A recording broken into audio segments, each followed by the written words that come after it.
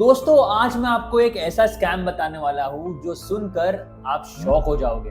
सोचो आपका पैसा शेयर मार्केट में लगा है। आप सोच रहे हैं कि फेयर गेम खेल रहे हैं, लेकिन सच्चाई ये है कि कुछ लोग आपसे मिलीसेकंड पहले ही जानते थे कि मार्केट में क्या होने वाला है। ये है एनएसई कोलोकेशन स्कैम, इंडिया का सबसे बड़ा टेक बेस्ड मार्केट मैनिपुलेशन। अगर आप इन्वेस्टर है, ट्रेडर है या बस जानना चाहते हैं कि आपका पैसा कैसे लूटा जा रहा था, तो ये वीडियो मिस मत करना।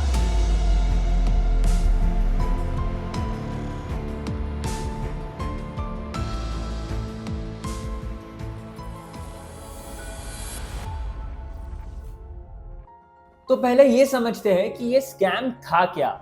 2010 से 2014 तक पूरे 4 साल तक एनएसई के अंदर एक ऐसा सिस्टम चल रहा था जो सिलेक्टेड ब्रोकर्स को अनफेयर एडवांटेज दे रहा था।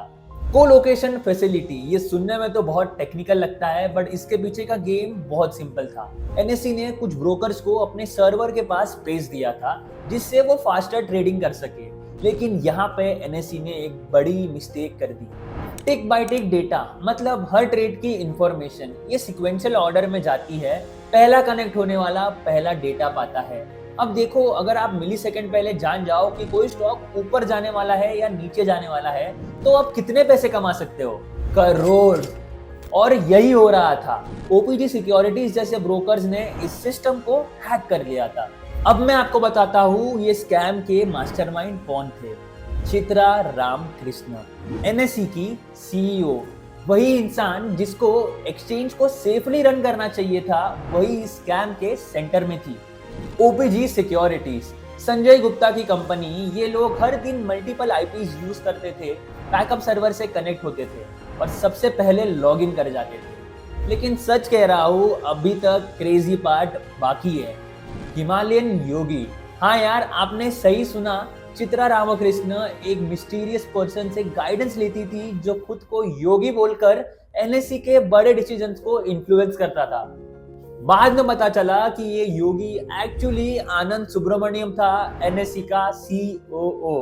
मतलब ये लोग अपने ही ऑफिस में नौटंकी कर रहे थे। This Swami, when Chitra Ramakrishna was asked who he is in the course of investigation, she says he has no physical coordinates. He is a spiritual force who can manifest at will anywhere and anytime, and he has been my spiritual guide for the last 20 years. Dr. Ramakrishna and Anand Subramaniam remain the main characters in the NSE drama. अब मैं आपको technical details बताता हूँ, क्योंकि ये जानने के बाद आपको लगेगा आप कितने नाइव हो। टीसीपी आईपी कनेक्शन, मतलब जो पहले कनेक्ट होता था उसे पहले डेटा मिलता था। सिंपल। ओपीजी सिक्योरिटीज क्या करता था? हर मॉर्निंग सबसे पहले लॉगिन करता था, मल्टीपल आईपी एड्रेसेस यूज करता था, dark fibre private internet line use करता था जो पब्लिक लाइन से फास्टर होती है, बैकअप सर्वर पे सबसे पहले कनेक्ट होता था जहां क्राउड कम होता था। रिजल्ट, नियर जीरो रिस्क के साथ करोड़ का प्रॉफिट। यार ये तो लीगलाइज्ड रॉबरी थी, और एनएसई के पास कोई लोड बैलेंसिंग नहीं था, कोई रैंडमाइजेशन नहीं था। अब पैसे की बात करते हैं, क्योंकि नंबर सुनकर तो आपका दिमाग हिल जाएगा।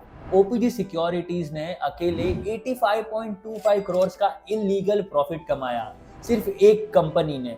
एनएसई को 625 करोड़ का फाइन लगा, जो बाद में 100 करोड़ तक आ गया। चित्रा रामकृष्ण को 3 करोड़ फाइन, रवि नारायण को 2 करोड़ का फाइन। लेकिन सबसे बड़ा लॉस क्या था? एनएसई का आईपीओ 8 साल डिले हो गया। कितना मार्केट कैप लॉस हुआ वो आप कैलकुलेट कर लो। दोस्तों ये तो सिर्फ बिगनिंग है। Phone tapping, money laundering, evidence destruction, ये सब चल रहा था बैकग्राउंड में। ऐसे स्कैम्स तो मार्केट में होते हैं, लेकिन आप खुद को ऐसे स्कैम से सेफगार्ड कैसे करोगे? इसलिए हमने एक फीचर बनाया है, स्टॉक रिपोर्ट, जिसपे आप कोई भी स्टॉक का रिपोर्ट रिक्वेस्ट कर सकते हो और हम आपको देंगे एक clear verdict to buy, sell और होल्ड। तो download the Track app now, link in description. अब असली हीरो की एंट्री होती है। केन फोंग, एक विसल ब्लोअर। 2015 में इस मिस्टीरियस पर्सन ने सेबी और फाइनेंस मिनिस्ट्री को डिटेल लेटर भेजा और सब कुछ एक्सपोज कर दिया। मनी लाइफ मैगजीन ने सबसे पहले पब्लिश किया। एनएसई ने उन्हें कोर्ट ले जाने की कोशिश तो की, लेकिन हार गए। 2016 में चित्रा रामकृष्ण रिजाइन कर गई। 2017 में सेबी ने नोटिस इश्यू किए। 2022 में सीबीआई ने चित्रा और आनंद सुब्रमण्यम को अरेस्ट किया। तब जाके ये हिमालयन योगी का ड्रामा सामने आया। ये स्टोरी इतनी ट्विस्ट फील्ड है कि नेटफ्लिक्स सीरीज बननी चाहिए इस पे। अब 2025 में क्या सिचुएशन है? गुड न्यूज, एनएससी ने सब कुछ ठीक कर दिया है। मल्टीकास्ट डेटा फीड, अब सबको सेम टाइम पे डेटा मिलता है। लोड बैलेंसिंग, रैंडमाइजेशन सब इंप्लीमेंट किया। इंडिपेंडेंट ओवरसाइट कमिटी बनाई। लेसन दोस्तों, मार्केट में कुछ भी फेयर नहीं है। हमेशा रिसर्च करो, डाइवर्सिफाई करो और लॉन्ग टर्म थिंकिंग रखो। देखो यार, ये स्कैम 2010 से 2014 का है, मतलब 10 साल पुराना। लेकिन आज भी मार्केट में नए स्कैम्स हो रहे हैं, नए मैनिपुलेशंस हो रहे हैं। अगर आप स्मार्ट इन्वेस्टर बनना चाहते हैं तो इस चैनल को जरूर सब्सक्राइब करें और मुझे कमेंट्स में बताओ कि क्या आप इस स्कैम के बारे में पहले जानते थे। तब तक अपने इन्वेस्टमेंट को ट्रैक करो।